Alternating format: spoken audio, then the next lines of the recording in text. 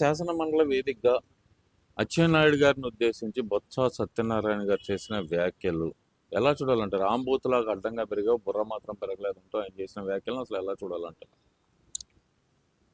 అసలు సభ్యత సంస్కారం రాజకీయాల్లో లేనోళ్ళు ఆ వైసీపీ నాయకులు ఎవడైనా అట్లా మాట్లాడతారు. అసలు ఆంబూతులాగా పెరిగావు, అడ్డంగా పెరిగావు, నువ్వు ఎరగలా? దున్నపోతులాగా ఎద్దులాగా ఉండవు, దున్నపోతులాగా నువ్వేం చేసావు అసలు?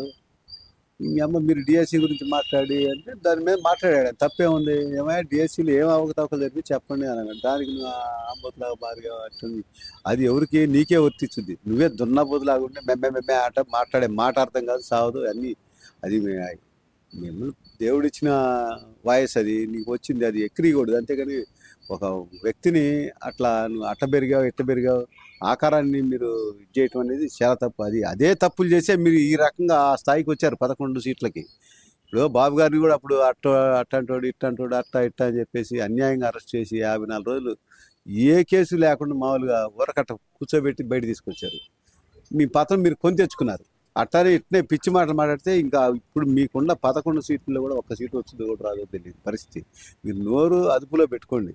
ఏదో ఊరక ఏదోటి పబ్లిక్లో ఎదుటోడిని తిడితే మనం ఫేమస్ అవుతాము, ప్రతిపక్షంలో మనకు ఏమీ లేకపోయినా కానీ అక్కడ మాట్లాడాము గట్టిగా ఏదో చేసాము అని అనుకుంటే మీ భ్రమ. మీరు ప్రజల గురించి తెలుసుకోండి, ప్రజలకు ఏం కావాలంటే ప్రజల్లోకి వెళ్ళండి, తప్పులేదు. మీరు చేతనైతే అసెంబ్లీకి రండి, గెలిచిన వాళ్ళు.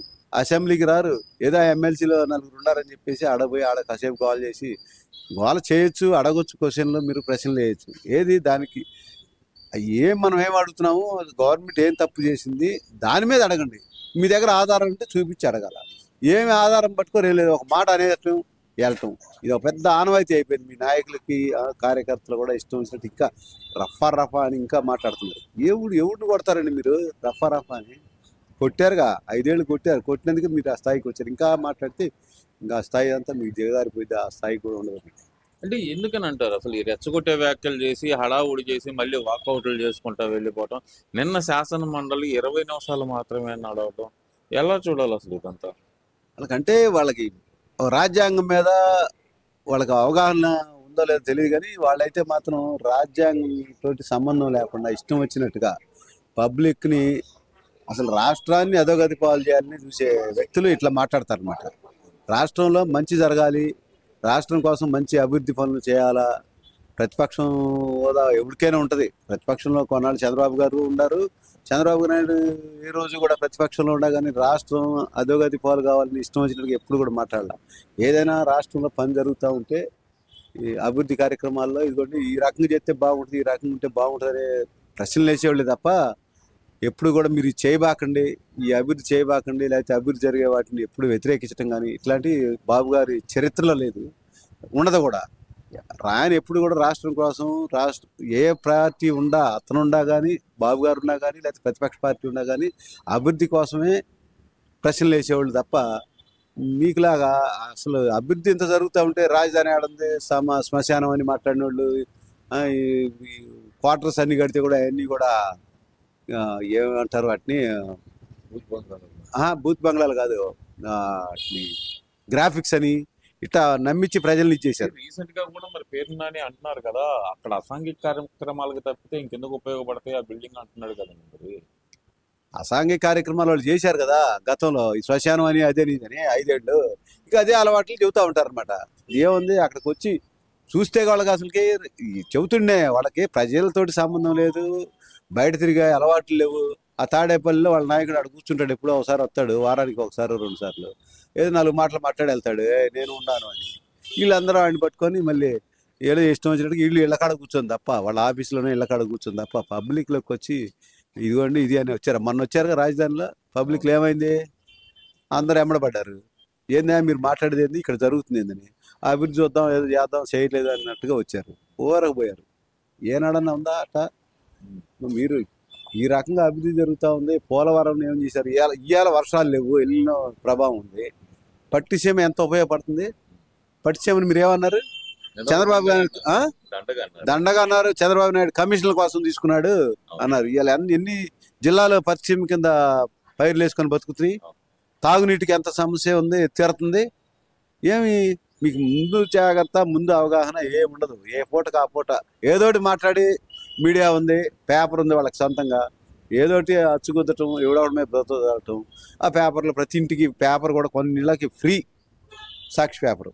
సాక్షి కొన్ని ఇళ్ళకి ఫ్రీ, వేస్తున్నారు. అడగకుండా ఇసిరి వేసి వెళ్ళటమే. మా ఇళ్ళల్లో చాలా మంది మా వాళ్ళరే ఏంద్రా పేపర్ వస్తుందిరా బాబు అని నన్ను అడుగుతుంటే ఏం పని బాటలేదు, ఏదో పబ్లిసిటీ కోసం వేసుకోవడమే. జనం దగ్గర సంపాదించిన సొమ్ము ఉంది వాడి దగ్గర బాగా, ఏం చేస్తాడు ఈ రకంగా పబ్లిసిటీ చేసి ఏదో రకంగా మళ్ళీ అధికారం రావాలని చూస్తున్నాడు. పేపర్లో ఏముంటుంది, ఎంతసేపు బాబు గారిని విమర్శించే తప్ప బాబు గారు ఏం చేయట్లేదు రాస్తారు తప్ప, ఇదిగో ఈ మంచి పని చేశాడా, ఇదిగో డిఎస్సి నిర్వహించాడు, సూత్రంగా రోడ్లు ఎక్కుతుంటారు. డిఎస్సి నిర్వహించి కోర్టుకు వెళ్ళి దాన్ని అవి రాయరు, మళ్ళీ కోర్టుకు వెళ్ళాము మేము, ఏమో కోర్టు వాళ్ళు కూడా తిట్టారని చెప్పి అది రాయరు. ఎంతసేటుగా మేము ఆ కోర్టుకు వెళ్ళాము, వాడు తేలుతాం, వాడి సంగతి ఇటు తేలుతాం అని రాస్తారు తప్ప, వాళ్ళు పెట్టింది ఆ పుట్టకే. ఇక ఇలా వ్యవస్థ అంతా దొంగతనం వ్యవస్థ. అట్లనే పేపర్ కూడా అదే రకంగా వాళ్ళందరూ కూడా అట్నే రాయటం మొదలు పెడతారు. ఆ పేపర్లో చదివినోడు కూడా, అమాయకులు కొంతమంది ఉంటారుగా పాపం, నిజమే కావాలి అనుకుంటారు. ఇవన్నీ ఒక ఎత్తు అయితే కనుక అసెంబ్లీకి రండి, మీకు తగినంత సమయం కేటాయిస్తాం మేము, డిఎస్సి మీద చర్చ మాట్లాడదాం, బయట కాదు రోడ్ల మీద మాట్లాడితే కనుక అది రికార్డులో ఉండదు, అసెంబ్లీకి వస్తే రికార్డు పరంగా ఉంటుంది, మీరు అసెంబ్లీకి రండి అని చెప్పి శాసనసభ స్పీకర్ అయినటువంటి అయ్యన్న పాత్రుడు గారు కూడా పిలిపించిన తర్వాత మేము రాము అసెంబ్లీకి అనే మాట ఎందుకు చెప్తున్నారు కూడా భయపడ్డారంటారా జగన్మోహన్ రెడ్డి గారు? లేదంటే కనుక గతంలో వాళ్ళ నాయకులు చంద్రబాబు నాయుడు గారికి మిగతా నాయకులకి ఏ విధంగా అయితే అవమానం చేశారో అలా నాకు అవమానం జరిగిద్ది అని చెప్పి ఆలోచనలోనే రావట్లేదు అనుకోవచ్చు అంటారా? అట్లా అసలు పబ్లిక్ ప్రజా వ్యవస్థలో ప్రజలు ఎన్నుకున్న దేనికి, ప్రజా సమస్యల్ని అసెంబ్లీ ద్వారా గవర్నమెంట్కి తెలియజేసి ఏదైనా తప్పులు ఒప్పులు జరుగుతుంటే దాన్ని సరిదిద్దడానికి వెళ్ళాలా. అసలు వీళ్ళకి ఏ క్వశ్చన్ ఆలోచన లేదు. అసెంబ్లీకి వచ్చి ఏం మాట్లాడాలో తెలియదు ఈ జగన్మోహన్ రెడ్డికి. ఏదో ఇంతకుముందు అంటే అసెంబ్లీలో సీఎంగా ఉన్నాడు కాబట్టి అందరూ వాళ్ళే ఉన్నారు కాబట్టి ఈడేం మాట్లాడినా, ఈ జగన్మోహన్ రెడ్డి ఏం మాట్లాడినా చెల్లుబాటు అయింది, ఎవడు ఎదురెళ్ళా. ఇతనికి అసలు ఎదుటోడు క్వశ్చన్ ఎత్తే సహించలేడు. అయ్యా నువ్వు ఈ తప్పు మాట్లాడావంటే సహించలేడు, ఇతను నచ్చదు. ఇతను జరిగిందే ఇప్పుడు కూడా నేను చెప్పిందే వేదవాక్ అన్నట్టు, నేనే సీఎం అన్నట్టుగా బిహేవియర్ చేస్తాడు తప్ప, మనం ప్రతిపక్ష హోదాలో ప్రజలు మనల్ని ఈ రకంగా ఎన్నుకున్నారు కాబట్టి వాళ్ళ గురించి ఆలోచించి వాళ్ళకి ఏం కావాలో సమస్యలు తెలుసుకొని అసెంబ్లీలో మాట్లాడాలి అనే ఆలోచన ఇతనికి లేదు. అతను జరిగిందే, అతను ఏమనితే మనసులో వచ్చి ఉంటుందో అది ఏ పూట ఏమొస్తుందో వాళ్ళకే తెలియదు, ఆయనకే తెలియదు కూడా. ఆ వచ్చినప్పుడు ఏదో వస్తాడు. అందుకని నేను కొన్నిసార్లు చాలాసార్లు చెప్తున్నా, ఆయన మాట్లాడేటప్పుడు ఒక్కోసారి చూస్తే అమ్మ ఇతనేంద్ర నిన్న ఒక మాట చెబుతాడు, ఇయ్యలో ఒక మాట చెబుతాడు, ఏమన్నా గద్దాయి తాగినప్పుడు ఇట్లాంటి మాటలన్నీ వస్తాయా ఏంది ఇతనికి అనిపించింది నాకు. అంటే అట్నే ఆ రకంగా మాట్లాడతాడు, అది కరెక్ట్ కాదు. ప్రజా వ్యవస్థలో అసలు అట్టెందుకు మాట్లాడతారో అర్థం కాదు. ఇట్లాంటి తప్పులన్నీ వస్తాయని అసెంబ్లీకి రాడేమని నేను అనుకుంటున్నా. మన ఇష్టానుసారంగా మాట్లాడతాము, మరి ఏం మాట్లాడితే ఏం తప్పులు వస్తాయో ఏం మాట్లాడాలో తెలియక పొరపాట్లు మాట్లాడి మళ్ళీ అంత గోలగోల అవుద్ది అన్న ఉద్దేశంతో అసెంబ్లీకి రాడు. అతను తెలియదు కూడా ఏం మాట్లాడాలో. అంటే ఇక్కడ ప్రధానంగా మరి రోడ్డు మీదకి వచ్చి ధర్నాలు చేసి నారా లోకేష్ గారు రాజీనామా చేయాలని చెప్పి హడావుడి చేస్తున్న వీళ్ళు మరి అదే వేదిక మీద అసెంబ్లీ వేదికగా అదే డిమాండ్ చేయొచ్చు కదా. నిన్న నారా లోకేష్ గారు చెప్తున్నారు, రండి చర్చకి మీరు రండి, లేదా మీరు ప్లేస్ చెప్పండి, టైం చెప్పండి, నేను వస్తానని చెప్పి ఆయన పదే ఛాలెంజ్ చేస్తున్న పరిస్థితి. దాని గురించి జగన్మోహన్ రెడ్డి గారు మాట్లాడకుండా ఎమ్మెల్యేలు మేము వస్తాము, లేదంటే బొత్స సత్యనారాయణ గారు నేను వస్తానని మాట్లాడటం, పేరు నాని గారు నేను వస్తానని మాట్లాడటం, ఇటు చూస్తే అంబటి రాంబాబు గారు నేను వస్తానని మాట్లాడటం తప్పితే జగన్మోహన్ రెడ్డి గారి దగ్గర నుంచి స్పందన ఎందుకు రావట్లేదు అంటారు? అసలు వాళ్ళ దగ్గర సబ్జెక్ట్ ఉంటే కదండి, వరకు ఏదో మాట్లాడుతూ చెప్తూనే మరి వాళ్ళు కనీసం సబ్జెక్ట్ ఉన్నోళ్ళైతే ఇదిగో ఈ అబ్బాయికి ఇదిగో వీడు అర్హత లేనివాడికి వీడికి ఉద్యోగం ఇచ్చారు అని వాడి పేరు, వాడి మంచి చెడు ఎందుకు చెప్పండి మీరు. ఇవన్నీ ఉండవు వాళ్ళ దగ్గర. ఏదో ఒకటి అనాలని అన్నారు. ఇది జగన్మోహన్ రెడ్డి దాన్ని ఏం ఖండిస్తాడు విషయం లేకుండా. ఇది అందుకని వీళ్ళ తోలి మీరు అడగండిరా, మీరు మాట్లాడరా అంటే వీళ్ళు ఏదో అతను చెప్పాడని మాట్లాడుతుంది తప్ప, వీళ్ళు వరకు ఛాలెంజ్ చెప్పగానే ఛాలెంజ్కి వస్తూ ఉంటారు. ఏమిటి రమ్మను, ఏమైనా లోకేష్ గారు ఏమైనా మీరు వస్తామంటే వద్దన్నాడా? రమ్మనే చెబుతున్నాడు కదా ఛాలెంజ్ అని. మీరు సబ్జెక్ట్ తీసుకొని రండి, మీ దగ్గర అసలు సబ్జెక్ట్ లేదు. వరకు ఏదో ఒకటి మాట్లాడాలా, మనం మెలకుంటే కుదరదని చెప్పేసి మేము వస్తాం అంటారు. యాడికి ఇప్పుడు ఆయన ఎక్కడికైనా సరే వస్తానంటున్నాడు. చెప్పండి, మీరు ప్లేస్ చెప్పండి, టైం చెప్పండి, వస్తాడు మాట్లాడతారు. అక్కడ దాకా ఎందుకు? మొన్న గుంటూరులో పెట్టాం మేమందరం కూడా కలిసి, ఆలపాటి రాజా గారి నాయకత్వంలో. ఆలపాటి రాజా గారు లార్జీ సెంటర్లో పెట్టారు, వాళ్ళ కుర్చీలు వాళ్ళకి వేసాం. మళ్ళీ ఎవరైనా కూర్చుంటారని కూడా వైసీపీ కుర్చీ అని చెప్పి రాసాం అక్కడ వైసీపీ వాళ్ళకి. కూర్చున్నాము. ఆయన ఎనీ టైం మీరు రండి అని చెప్పి టైం ఇచ్చి కూర్చున్నాడు. గంట సేపు పైన కూర్చున్నారు. ఎవరు అక్కడ వచ్చిన వాళ్ళు లేరు. చెప్పాం తర్వాత వేరే కార్యక్రమాలు టౌన్లో జరుగుతున్నాయి. ఆ రోజు ఆ కార్యక్రమాలకు వెళ్తా, మీరు ఎనీ టైం ఎప్పుడు వచ్చి కూర్చున్నా సరే నేను వచ్చి ఇక్కడ సమాధానం చెప్పగలను, లేకపోతే మీరు ఎక్కడికి రమ్మంటే అక్కడికి వస్తా అని చెప్పాడు. ఏది జిల్లాలో? ఈ జిల్లాలో, గుంటూరు జిల్లాలో.